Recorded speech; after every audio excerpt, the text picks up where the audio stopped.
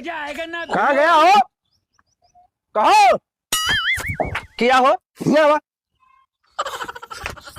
ये बतावा तू यार यहाँ खड़ा बैठा है, तुम्हें पता ना कि आज बजरंग बली के मंदिर पे आज भंडारा है। ऐसा है काका। हाँ। भंडारा हम जानते ही ना है। सब जने पूरे गांव में चंदा मांगे हैं, हमारे घरे एको जन चंदा मांगे नहीं आए हैं। हम मैंने बतावा हमारे इनका सबका रोके रहे कि उनके खे चंदा ना मांगे। का करे जा तोरे खे चंदा मांगे? जब तू 3 साल से चंदवा ही ना दिया था तो का करे तोरे खे जा मांगे? खाली हुआ चिल्ला चंदा दे दिया, चंदा दे दिया, तब तक दूसरे क्यों मांग लेंगे? बता तू कितना बड़ा चंदा दोगे? तुम्हें देखी नहीं हुआ?